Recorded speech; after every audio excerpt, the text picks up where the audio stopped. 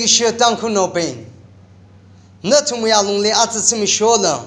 Varewui vang chikat mi gahaya mirinwui kharachan he pengrung khwai kharachan he ats na thum le pengrung khangai mi pa hi wi mirin hi mi ping na kahola kahaya mi ping na hikathawi ot ning ga changa sangai la kahaya ot ngurut akhang sai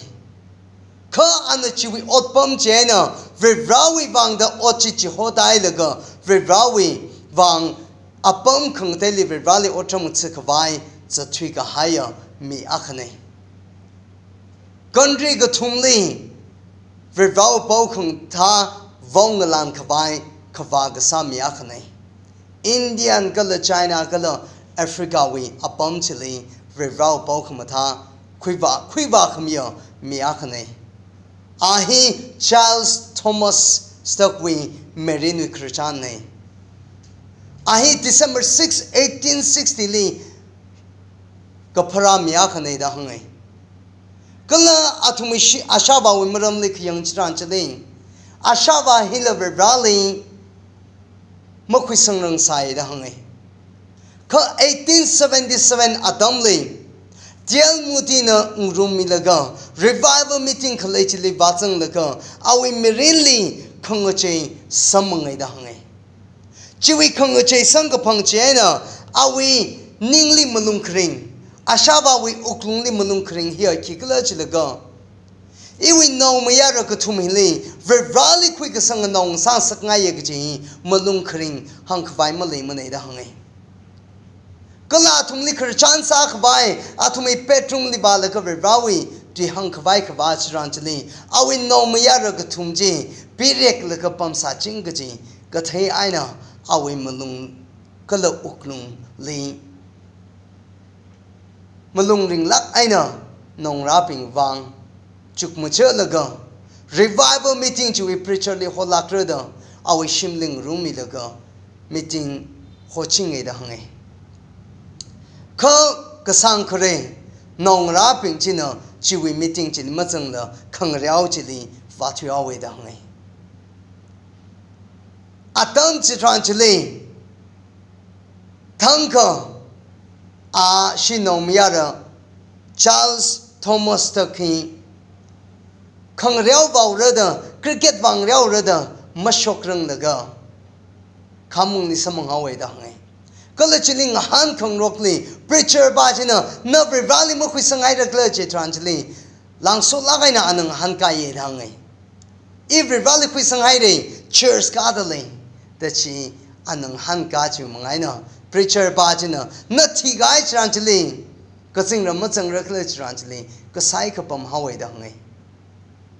chi we na preacher bajina Varewui matang li tam chithai laga a shin nau ga thum thum chi Varewui chithang quick sang samangai da hangai Charles Thomas Stokely we miping the kashina city stok ta ali hoye kala city stok bahi Varewui quick sang hai laga chingkum truk shiga ahe Varewui na tatwi awe da hangai kala Varewui na tatwi ka hai with healing Chakshit lagai na Asia ka tuwa ka chor soda Chakshit lagai na rak zahawe da hangai 1884 adamli oschotik shokne Chitranli City Stok pahiwili Paning kui kang sakpa na Ina Varewui kui sanghai laga Ina Varewui wang kik masarang ay jang da Paning kui ka kui samang sakay da hangai Cricket kang raumaning lai Varewui wang kik masami rang ay jang Ana paning kui laga Varewui hanung li shidai da hangai kala Varewui hanung laga ana thangka lairi padak le atam shranchali ana pamplay da ka pa kui da hangai chi pa ko kui chili hita da kapi sanghaye ethis na Varewui mashit ka sangaping na kapi ga haya 2 year na da hangai chi na English na hita da pa kai if he believe in what Christian says, he will do anything in his power to reach as many as possible. na version obing na atum na hangdak leji kachang khatsi changai cha kha atum na Varewui pam shap che na Varewui po khamtha hakashongli chung khamaili Varewui otram bang chirg ji paning ka khui samangai da hangai chitha da ana Varewui experience sama mandaga Cambridge we Bible study lila wasang li shide da hangai chida da chiwi study chila wasang laga awi manglarin haksang raisang laga manglarin chuisang sakai da hangai kala chiwi thili Tangkhul chiwi Cambridge University we li Bible study li chang da claping chiwi alung li ashi machine Tangkhul Hassan Deller we meeting li wagzang samangai da hangai Chili bang zang chirang chili Hassan Deller na China we ka shok zang ji hang laga Varewui ma ka theping shimanda le ga ji wa sha khui laga athumi uklung li ka sat khami samangai da ngai kala Varewui khui sang da Varewui ma ya da a hi tum hi China li missionary akhang sa khwai wa khwai ma ya ha we da ngai China Island mission li ngaso laga wa khwai 1885 atamli China li va thyo we da hangai chili ba ka chang chran chili va chang re da pam dak la tam chran chili ashav hi ramai wa akhang sa thyo we da hangai ashav hi o thwe na kan thwe ra sau ki da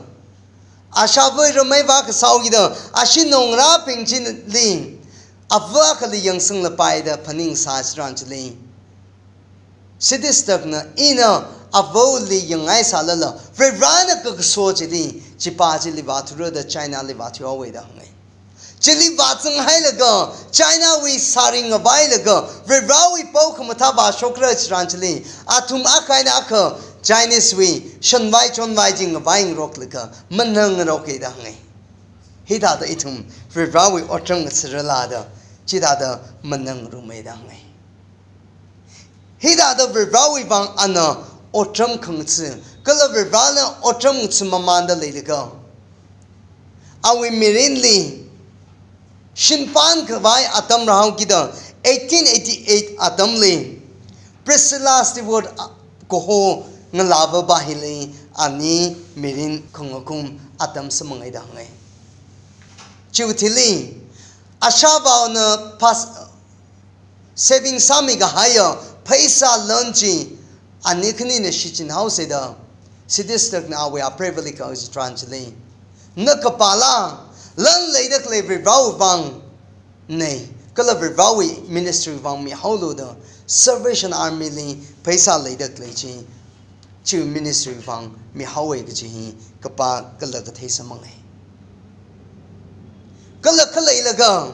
1894 le Asia private sakshila kaina ka chahau da England hanung li shidai da ngai han khong translate ashin no akale sai da ngai grace so da singkum phanga kai sai da han khong translate ka shepshi no wing chat khana atwiya la mong masham da ung ka shepshi with chat khana kala atwiya la chiling tong khue da ithum na ka pa kala ka thai samangai Kala chiling pam dak la tham chanle sidistak le student volunteers movement we mi pingchin na matui mi khwai khorai da hangai kala athum na chi ana chili balak bakham chi chanle mayer ngala ka chung ka Varewui otram utsa khwai missionary a khang sa khwai mi ka chung ka Varewui horsang daga Varewui otram utsa khwai maya yi da hangai chida da awi mirin kharchan samangai kala 1900 lila South Indian uti ka ho apam chili chersakali pastor rasaye da awi mirinai na la kharchan samangai kala chida da leida ka ana chili ministry samman ka kala ka ana lairik akha pa ko samangai da hangai cheers Matsat khana kala ngohong liok thui da klaya mi European chili khipa Verau Otram Kung Sivarakla the Park of Quisamong the and Verali Otram Tsikabai Maya Hawe the Hungay. Color Verali Otram Tsikabai Maya Hailago and Ihi African Libalago. Verau Otram Tsira the mission portly Maya Kabai Vakapog Sang Strangely. Awui Pasakang Sanjitel the board members Pingina Mamaya to way the Hungay. Jana Handui the Anna, Chili Bakavai, Missangli Chiranjili, no luck I know, Maya Kamaya samong the afraid Boxon Bahai, and Nikani, Africanly, missionary Vasakavai, 1910 mission trip, Zatvahawi the Hungay. Kala Chili Balaga and the mission Aka Poke the Hungay. Heart of Africa, mission G and the Hopoke the Hungay. Kalachida the Varewui Otram Vangatsilago 1913 Anna African Ngalei mission station Mati Shemshoke the Hungay Upon Matili tribal area li mission station Mati Shemshoke the Hungay Kalamitrada Kanina Varewui Quisang the baptism go queen Samangi Gaji Itum the Kapa Galakati Samangi Kaitumna awi aprevalik young tranchili awi aprevahi 1966 ni chakshilagaina katsalwi hogida England ni hanung dishideda hangai kala hanungai laga chikatsachi kamathaga ai chande hanra lushida ana African ngalei apam Congo go hapam chili ralaga mission refugee rayang daga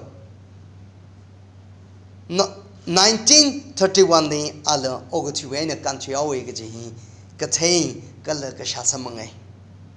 kala cities ta ki lakatha da chikla tranchli July 16 1931 kumling ahila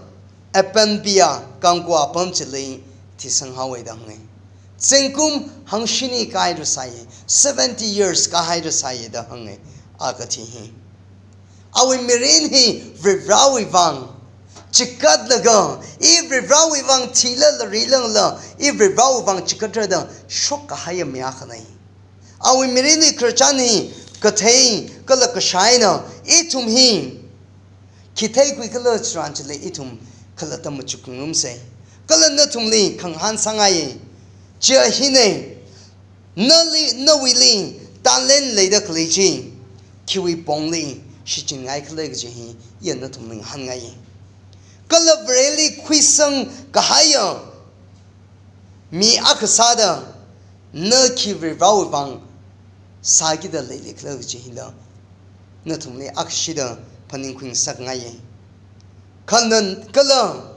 Go to my question No Varewui Tui Nanaraga Shinku Tui Naraklergy Hilla Natumli Akashida Panin Queen Sagnay Kala no Kiwi maramli malungring niklay. Varewui wang malungring nikha nakala tu wang malungring niklay jihi natumalongli hipaning kung sak ngaine. Awi mirini kharachan haina natum psychorally so kaming sarano. Amen.